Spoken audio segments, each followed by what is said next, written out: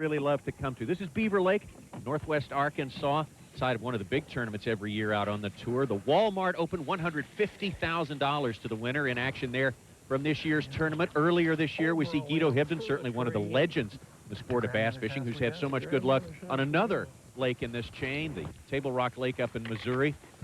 Another one of the big stars of the Walmart FLW Tour had a great tournament here on Beaver. That's Bernie Schultz from Gainesville, Florida.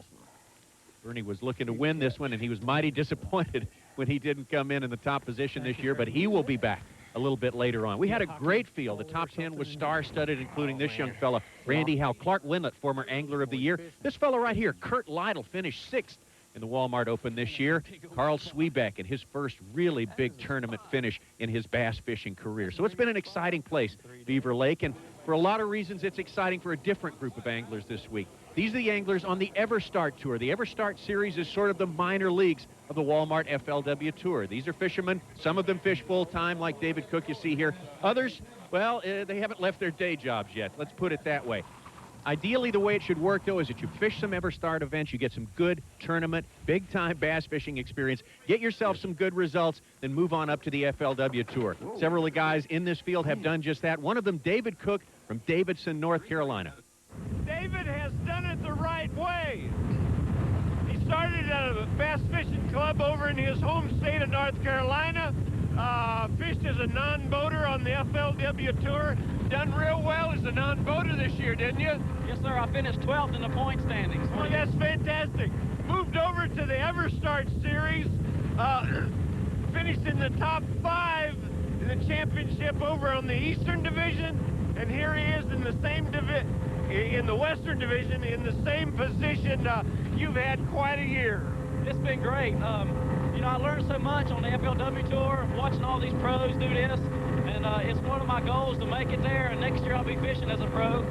And one thing I learned about this is I learned how to practice on big lakes like this. I learned how to practice and cut down a big lake to just a small area, and I'm able to catch good fish out of that area.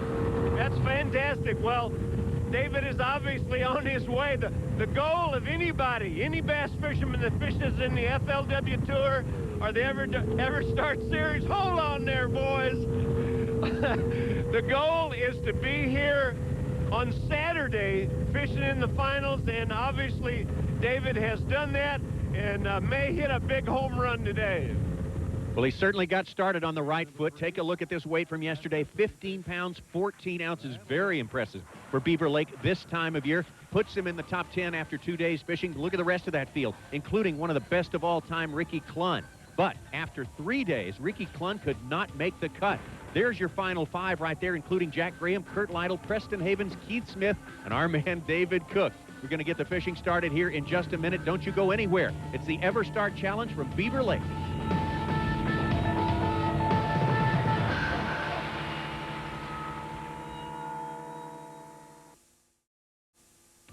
The Walmart FLW Tour is brought to you by Walmart. Always low prices, always Walmart. By Everstart. It all starts here. By Wrangler. Wrangler. Real, comfortable jeans.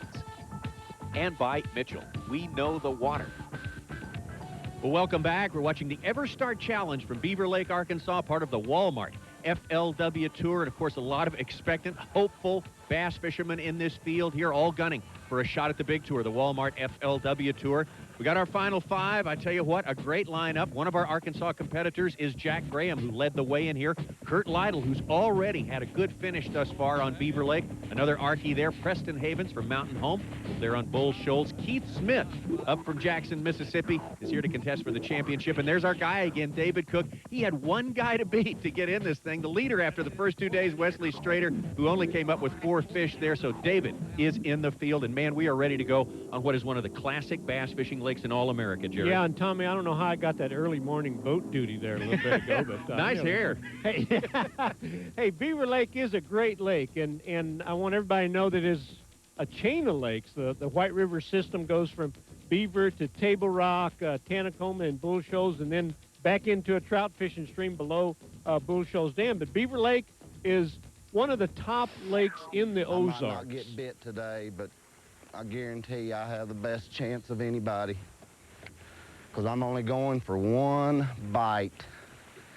And when he bites, he's going to bomb. Preston Havens from Mountain Home, Arkansas. Do you recognize where he's fishing there, Jerry? Yeah, he's fishing out of the main portion of the lake, I think right in front of Big Clifty. Most of the qualifying was done in the arms, though. There he is. There's a good one, I think. Where's my line at? Yeah, baby! Woo! There's my broke down fish, buddy. Oh, Lord, thank you, thank you, thank you. Yes, baby. Look at that trailer hook, yeah. Woo! 4 fish all at once.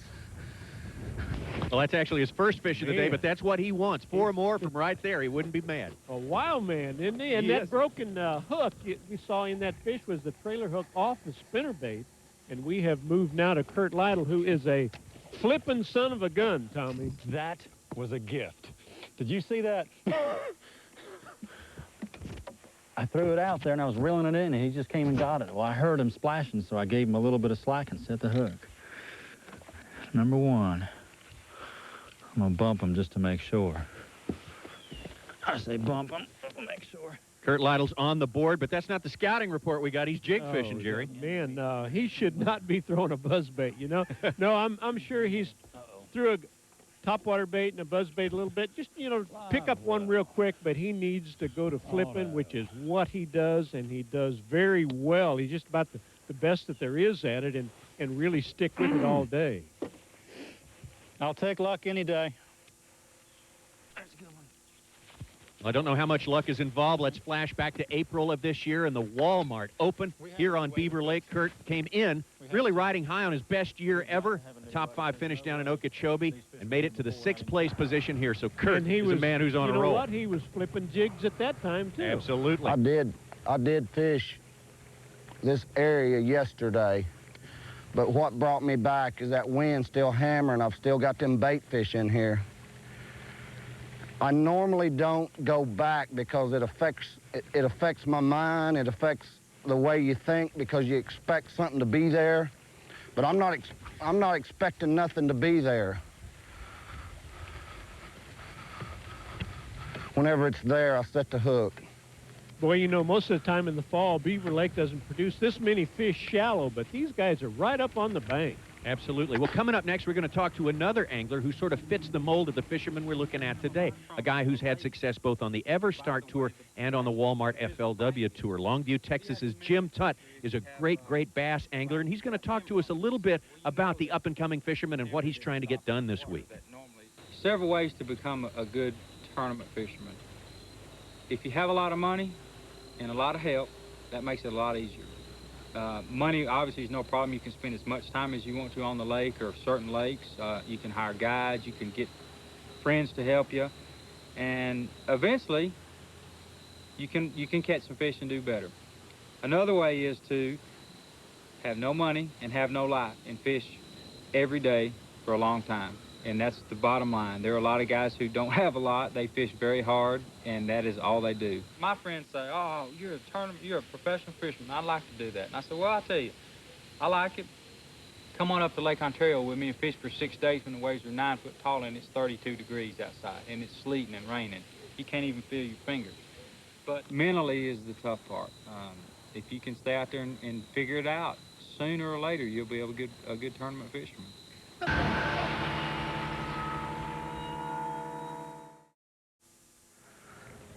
This lake here is an awesome lake for big blacks. Back in 95, 96, I just said, I'm not going back to Beaver until they put that 15-inch limit on there. You know, without a 15-inch limit, anybody can catch a 13-inch black. I mean, my grandma can go catch them. But you get them up to a 15-incher, now it takes a highly educated fisherman. I mean, you got to have technical ability to catch that 15, 16-inch fish. Now, all of a sudden, they have a chance to survive and get bigger. And that's what they do. And there's just as many big blacks in this impoundment today as there was 35 years ago, or however long ago that it was built. Well, I mean, schooling back here in the back of this pocket. Look at them shed. Preston Havens is your tournament leader so far in this Everstart challenge on Beaver Lake. And Jerry, the excitement has started now. He thinks he can extend his lead, it looks like. A windfall. He just runs into That fish. didn't look like a keeper. Breaking in the back of this cove. I told you this fishing shallow. You know, look at the wind blowing in the back end of this Look little, at that. I mean, a nice one, buddy. of this Looky little here. crevice here, and it is blowing bait fish back there. As you saw there, Preston has turned in some impressive baby. stringers of fish so far, but this is his first time in a really big tournament on the final day. There's a lot of nerves taking part in the scene And a here. lot of heavy breathing, too. Tommy, or was that you? No, that's him. Listen to him go. He's hyped. Throwing the spinnerbait. No, I don't know if he'll keep yet.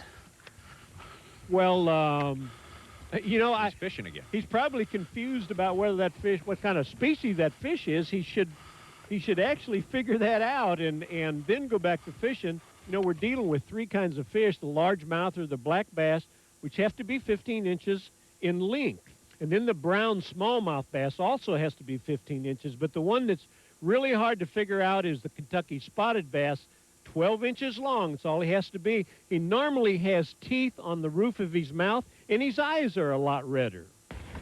That's a keeper. That is a Kentucky. Well, before you made another cast, Preston, you really should have gotten in the back of that boat and figured out exactly what kind of fish that was. He's lucky it was a Kentucky. Absolutely. Kurt Lytle, of course, is fishing for largemouth. Hey, and incidentally, you fish sometimes differently for largemouth than you do spotted bass. Kurt is fishing only for largemouth bass. Over to Jack Graham now, our first look at the man from Hinesville, Arkansas today. I set out this morning to catch a limit at first, and I said, no, I'm going to just try to go, you know, catch big fish. And we may do that later, but right now we're just trying to get us a bite, see if there's the same pattern we had going yesterday's going. If not, we may have to totally change. This is a lake that sometimes you get them, you think figured out, and you know, they tell you different if you'll just listen. Well, here's another fisherman that is fishing on the main lake, very close to home, as a matter of fact, right there at Prairie Creek. Don't believe he's going to stay there long. Then he makes his way up the creeks near Hickory Creek. He's fishing in that area, and he's kind of sounded to me like he's waffling a little bit back and forth with his game plan. It always surprises me that a guy doesn't do a little bit of what got them there in the first place. And, Tommy, I think folks might not understand when you say, well, I was going to catch a limit, and then I decided to catch big fish. And, you know, you can catch a limit of these spots pretty quickly, and you might catch two largemouth, and it would overtake that weight in a hurry. So that's what he's talking about. Exactly what I was looking for, but I'll take him.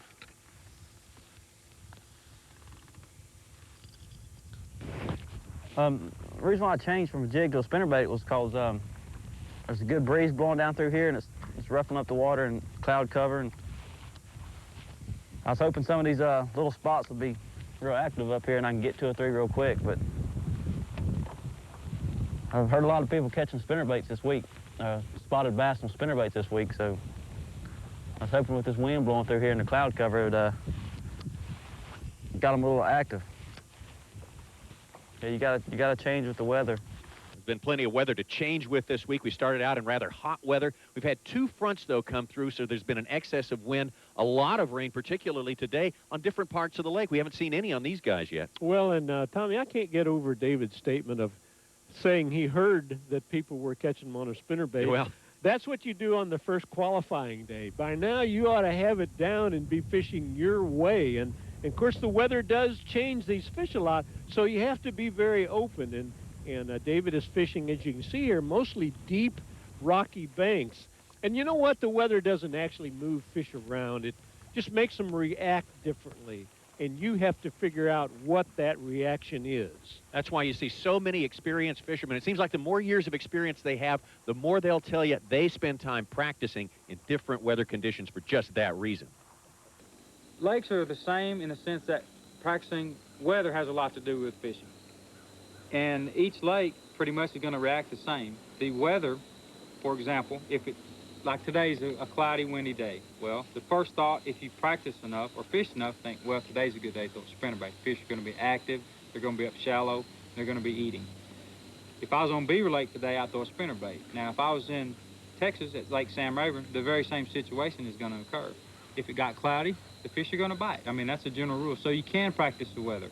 If it's super hot, no wind at all, generally the fish are not going to be very active. They're going to be deeper. They're going to be a little harder to catch. So you know that you're going to have to back off the fish. I can take that same knowledge and go to any lake, Osita, Sam Rayburn, Lake Powell, it doesn't matter. So you can practice the weather.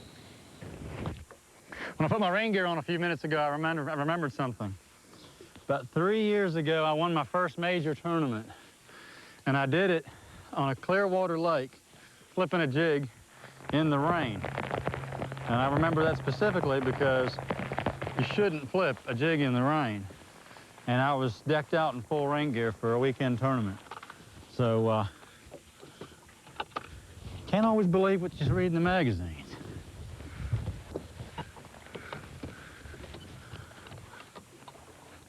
But ESPN TV, you can believe that.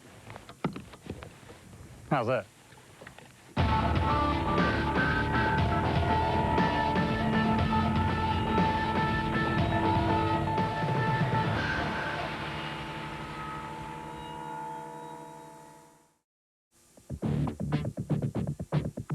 Welcome back. It's the Everstart Challenge, and moving down the bank here at Beaver Lake in northwest Arkansas is Kurt Lytle. And Kurt is fishing down towards the dam. He's fishing in North Clifty, and he's also going over into Indian Creek. And there's no tomorrow for him. He is fishing the heck out of two places. And Kurt fishes very fast. I'm telling you what, he flips his jig in, it hits the bottom, he picks it up, he flips it in to another piece of cover. And he is fishing a jig with a trailer. And obviously this bait has to imitate a crawdad. And his idea of fishing so fast is to make sure that he can get it to a lot of places. Oh, yeah. And finally hit the right one. one. I needed. I think he's hit the right one here. Possibly a good fish there.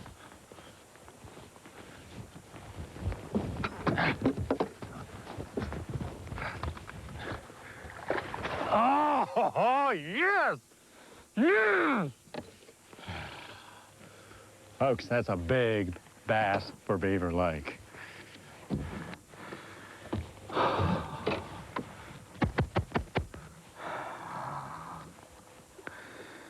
Sir, folks. Bring it on. I'm glad I was resting these fish. My tournament strategy involved staying off of the biggest fish that I found, because in this tournament format, you have to catch your biggest fish on the last day. And for the first 3 days, really all you need to do is survive. Well, I survived the first 3 days, and I'm thriving today. Kurt Lytle, a man of supreme confidence, and who wouldn't be at this point in the proceeding? Hey, I seen him at the launching ramp during the practice days. And if I do say so, he was almost cocky. And I think that's great. I mean, he knows that what he's doing is the right thing. He's not, you know, there's no question about that. And when you can fish and realize that you're going in the right direction, then, boy, you've got a big part of it whipped right off the bat. But I tell you now, I just couldn't sleep last night.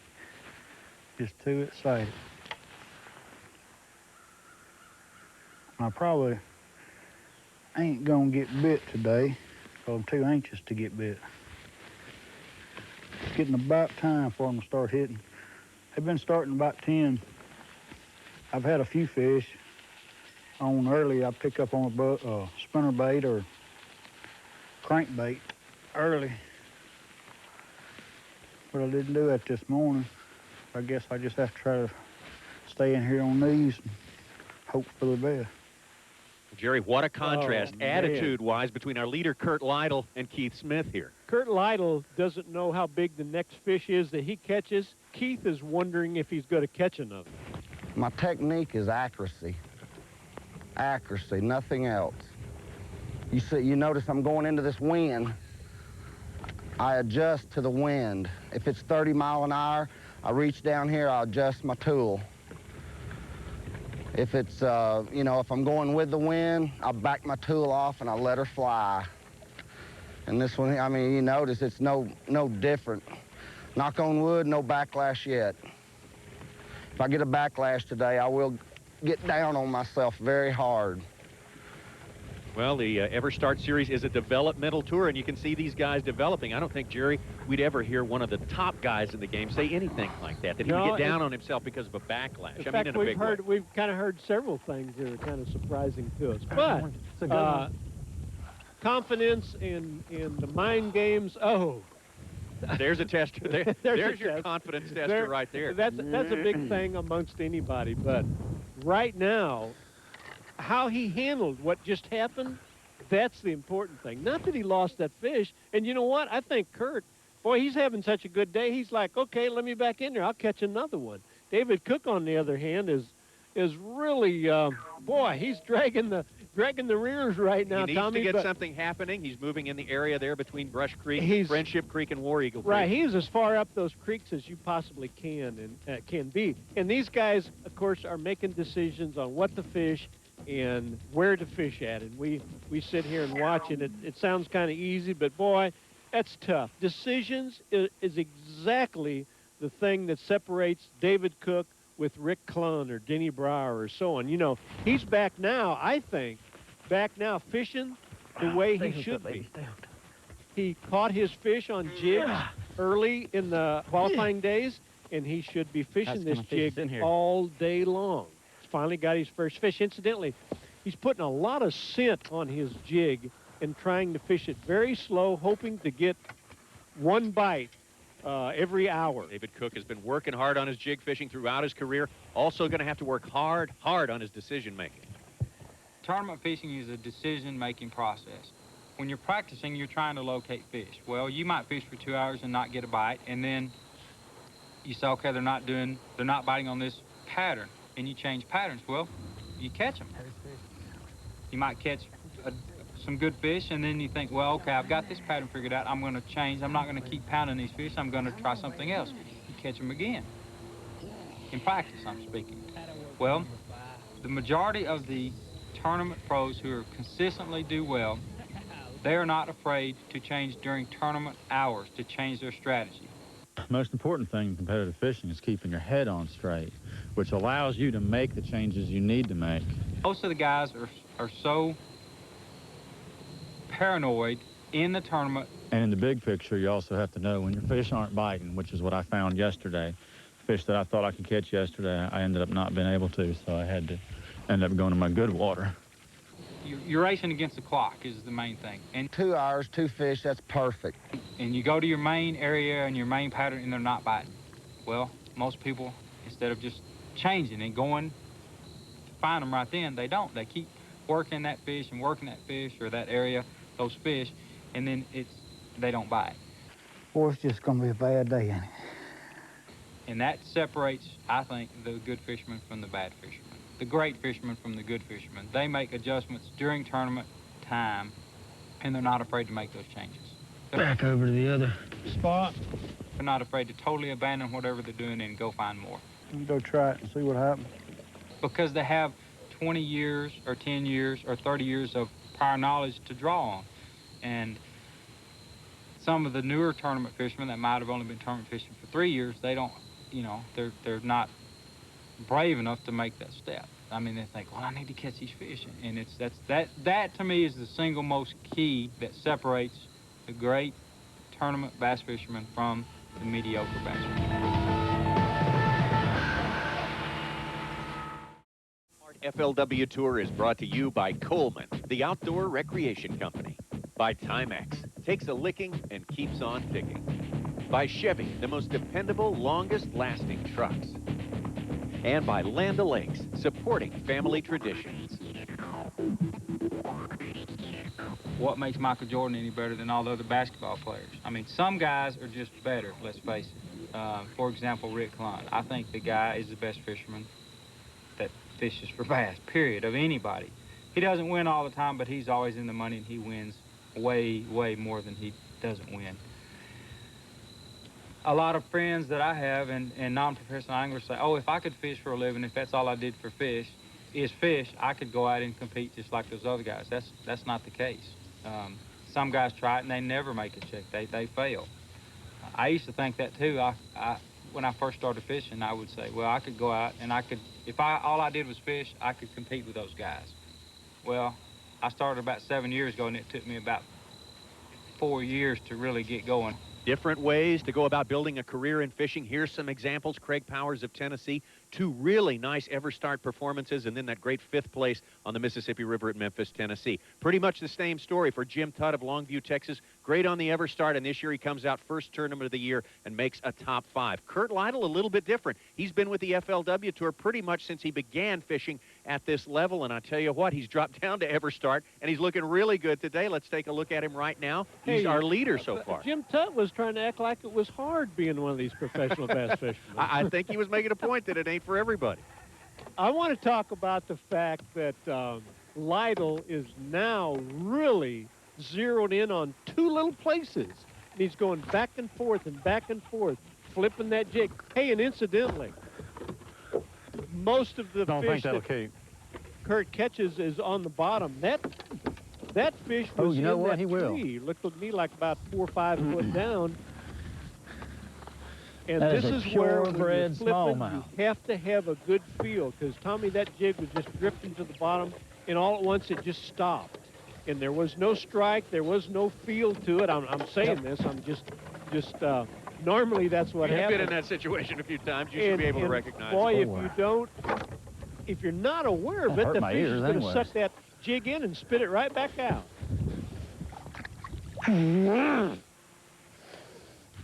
My pattern has been, when you go into a major cove, you fish the trees on the first 2 or 3 round bended points. And since this is a main lake pocket with a big rounded point, it's about the same thing as what I'm talking about. So I'm gonna go on this for a while. I'm gonna go over there till the trees quit. They have not been biting this crankbait, but I did catch a 5-pounder in practice last week, so I gotta throw it. I mean, they're eating crawdads right now, but I don't understand why they won't eat that crankbait. They normally don't eat crankbaits on a southeast wind because they want that perch. They'd rather have that perch than that crawdad. That perch is a lot easier to hit when it comes around that strike zone. It's a lot easier to kill than that crawdad is. That crawdad, they gotta rough their mouth up getting that crawdad out of them rocks. That perch, he's sitting up here in the open water. Well, that's Preston Haven's take on it. He's in 2nd place right now. Our leader, still Kurt Lytle of Virginia, 8 pounds and 13 ounces. Now over to Keith Smith of Mississippi. There he is. Having a lot of trouble today. Boy, oh, good gracious, he come back up at it. That was 2.5, 3 pounder there. Kurt Lytle told us nothing but flipping today. Nothing but flipping, but you cheated a little bit, didn't you? I started off with a buzzbait this morning, and, well, nothing happened. I tried it for about probably 45 minutes, and I'm back to the jig. As soon as I picked that jig up after I put the buzzbait down, I went and caught one pretty quick, so. Well, Kurt, tell us a little bit. We talked yesterday about this, I know, but tell us a little bit about your win or lose idea. You're just going to take your method, and if it works, great, and if it doesn't, great. I've chosen to compete with a win or lose type of strategy because if you go out and you consistently catch fish, yes, then you will make the championship tournaments and you'll make, you know, the year-end tournaments and you'll have good overall standings. But by the end of the year, if you have 2 really good finishes, a specialist, such as a flipping specialist, a crankbait specialist, or what have you, is going to end up making more money. And as young as my career is right now, I've been doing this just short of 3 years. I'm looking to get the financial security before I start going for consistency. All right, well, that makes sense. I think that's a real good idea. All right. Well, you had a great year this year, tremendous year. You say you, one of the sports writers back home in Virginia told you had made more money in a single year than any Virginia fisherman ever in history. Are you anxious to get out and prove to everybody that you didn't just get lucky once or twice this year? Well, you can get lucky once, but I've already been lucky twice, so I guess it's starting to look convincing to people now that it's 3 times this year. Hey, congratulations on a great year, Kurt. We'll see you back here at weigh-in time. Welcome back. It's the Everstart Series Championship from Beaver Lake. Part of the Walmart FLW Tour. This is David Cook. David Cook has his lucky horseshoe. Remember that from over at Lake Kerr? Absolutely. The water's down so low, there's a lot more stumps visible.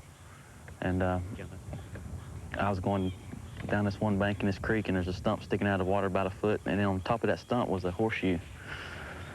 It was embedded in the stump, and I grabbed off that stump, and it fell right off, and I put it in my boat, and I've been standing on it ever since. David Cook's certainly not the first angler we've seen out here on the tour who believes in lucky charms and the like. And David is feeling his way around down there on the bottom with a jig. Boy, what a difference in the style of fishing here on Beaver with what he was doing on Tar Reservoir, where he was throwing the heck out of a crankbait. Hey, do you know he was a twin, Tommy? Yeah, I've seen his brother. They are dead ringers. I don't think the brother's quite as into fishing No, as I David think he's is. a big hunter. Yeah. Now, hey, did you see him reach in the mouth and try to feel for teeth, hoping that would Hoping be it a was a spotted spot, bass, yeah. but it's not. It's a largemouth. David, I know it breaks your heart, but let him swim. This is where the famous incident occurred this morning. And we know what Kurt's talking about here, and this is worth a look. It certainly is. He's fishing a private dock, of course. And you can see, Tommy, he's fishing in the stall practically where he made that last cast. Brush pile. Of course, all these docks have a series of cables under them that hold them near the bank there. There's a fish. And brush piles. And he has a little strike in there, and he That's a thinks he's fish. hung up, and then, How you know, am I going to get that rascal out? he messes around and realizes there's a fish on him. Now, look, here's the deal. In all these tournaments, you cannot get out of your boat. If he could have jumped out on the dock there and walked around to the front, he probably could have got that out real easy. No problem. But he's got to stay in the front end of the boat and land this He's fish. short.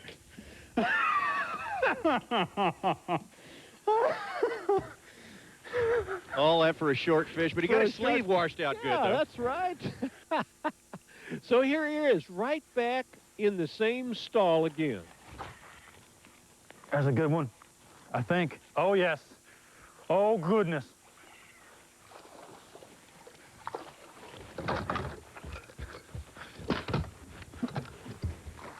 Oh, my goodness. The jig is out of sight. Wow! Lee, would you look at that giant? That is a genuine Beaver Lake trophy right there, folks.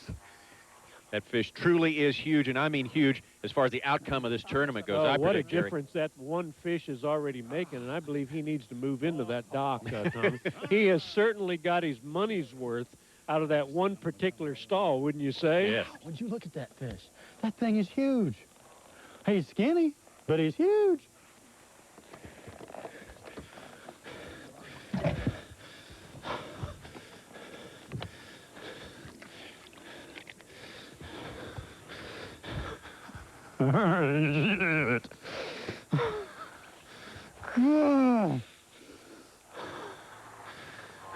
I'm gonna just sit here and shake for a little while. I would not have thought that had happened on Beaver Lake. I've got two big fish. I've got two big fish. Okay. Kurt Lytle has a notion that he's in the driver's seat here, and I'm not quite sure he's wrong. Oh, boy, he's looking good, isn't he? And it looks to me like we have some schooling fish going on right here. You can see the bait flipping, and a few fish are in them. We're kind of looking into Keith Smith's area. Everyone would like to have schooling fish, but Keith has got them right now. He's down there, Rocky Branch. And I tell you what, these schooling fish, especially if you're having a tough day, schooling fish are just great. Ned ain't in here. And you can fish farm with a crankbait or jigs or little Georges or just a number of things. And Maybe most of something them are like this. spotted bass. Been tough on me all day.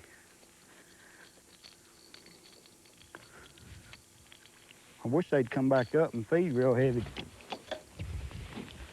Tell you what, though, the thing you need to really pay a lot of attention to when you're fishing for schooling bass, Tommy, is not only the fish you see schooling, but the ones that can be underneath the schools are normally the bigger fish. So Back over to Preston back Davis. over to Preston's got a Preston. unique style of Let's fishing. see here. Now, You're gonna have to tell me what's going on right Well, here. you know- It looks like escape from the scene of a crime or something.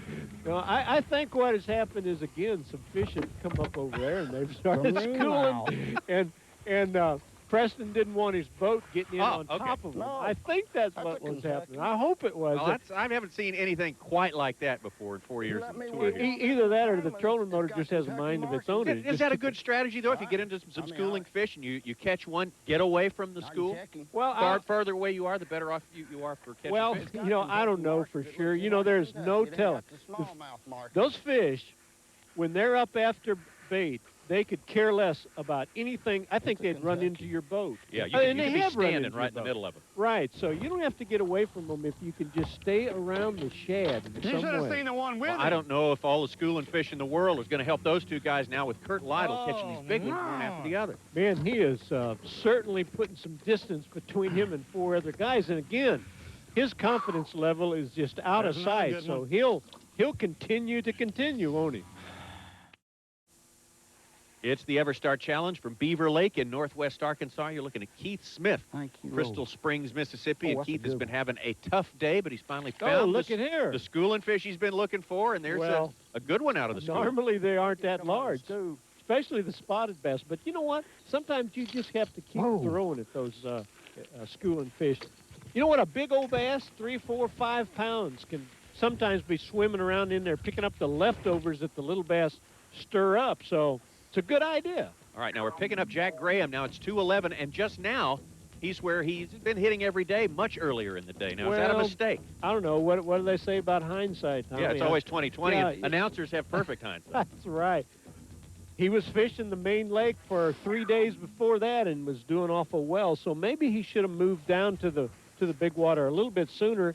You know, we talked earlier. He kind of switched Well, he's not big, game but he is plans keeper. back and forth. He was first of all going to fish for spotted bass. Then he got rid of that idea and was after a big fish. And so now, right at this point, he's fishing for anything. And we talk, you know, year in and year out about the home lake curse. Sometimes, you know, too many places to catch fish. You man. think, I might could get a couple of big ones. Win this thing if I could just slip up the creek here. And you know, Jim Tutt referred to fishing history being a bad idea. Remember, Mike Worm said when you fish in places that you did good last year, sometimes it's really a bad idea. So history can sometimes get you in Keeper bad found. trouble. Back into the schooling fish again now. Don't jump. Leader still Kurt Lytle, a big lead, 13 pounds and 12 ounces. I don't believe he's going to keep. Gosh, I wish they'd Go.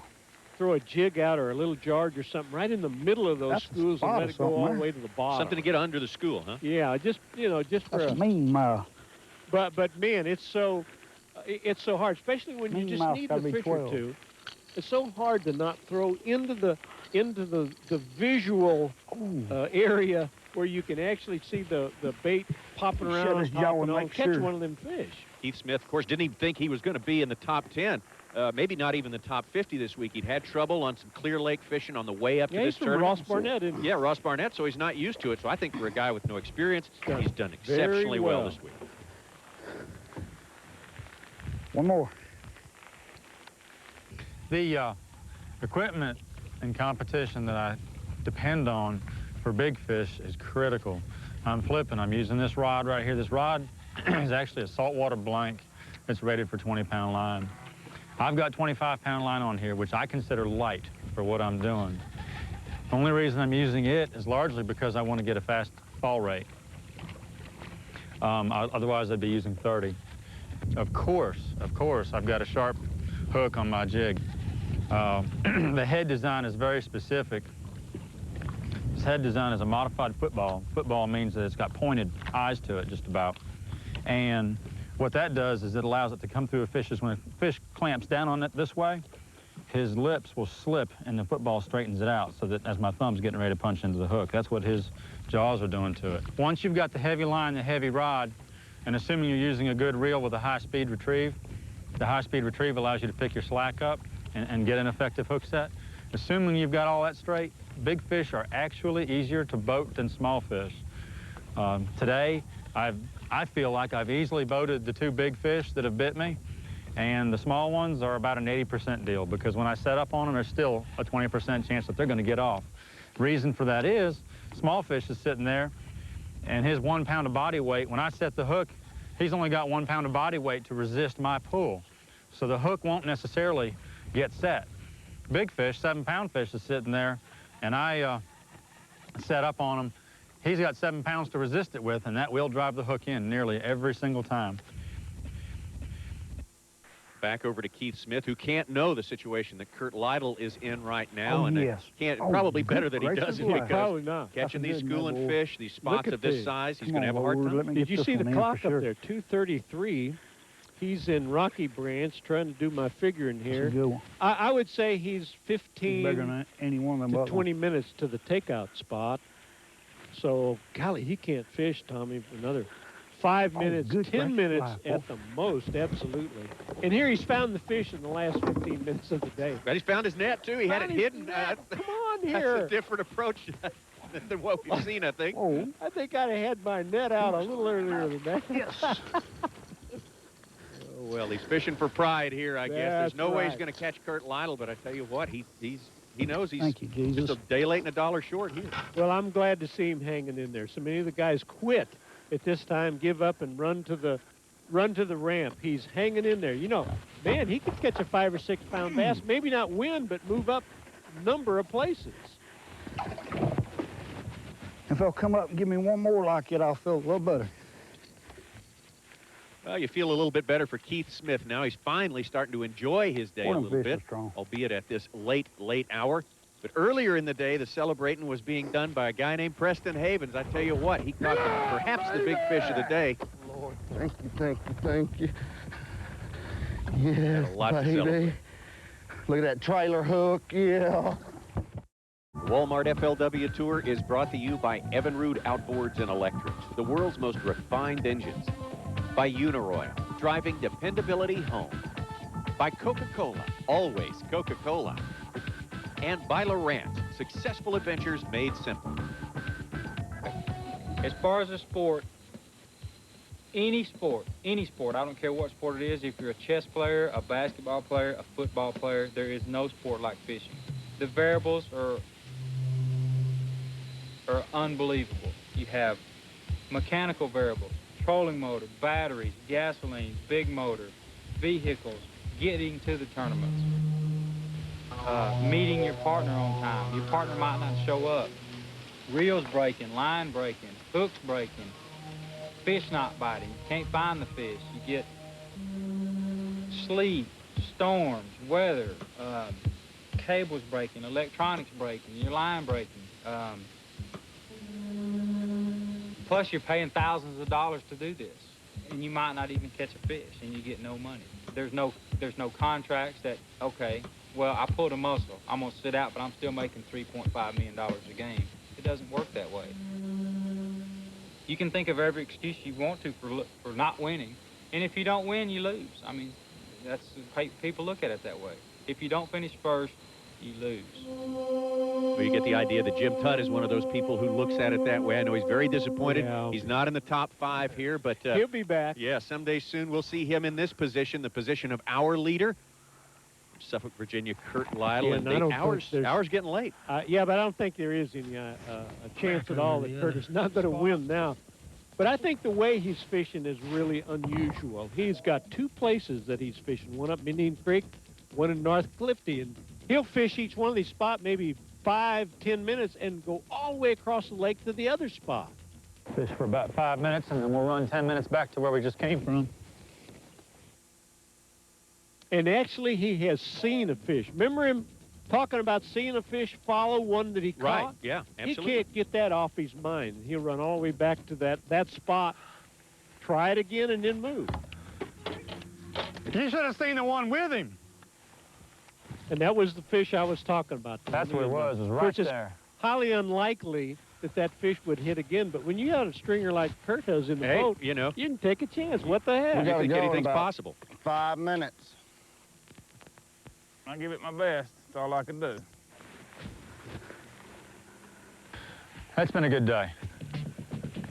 Let's go on in. Yes, it's been a good day for Kurt Lytle. 8 hours of fishing for the past 4 days, plus 4 or 5 practice days, has finally come to an end for our 5 competitors.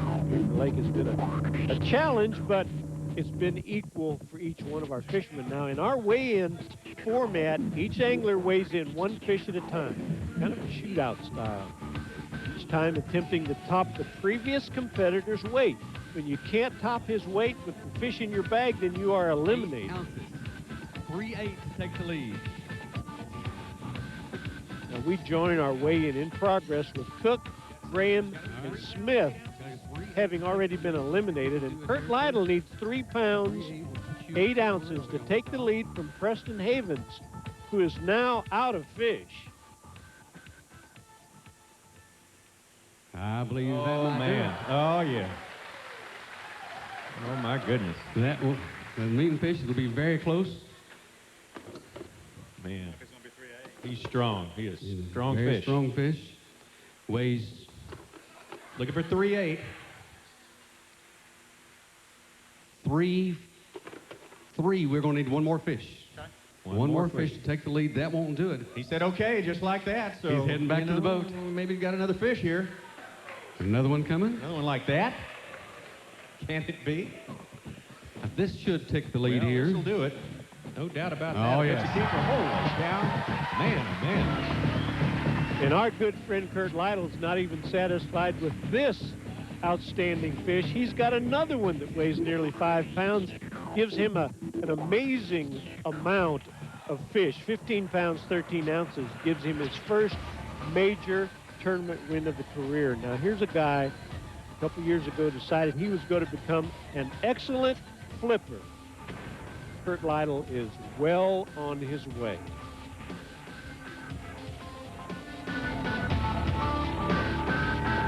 This has been a presentation of ESPN, the worldwide leader in sports. For more, log on to ESPN.com, part of Go Network, go.com.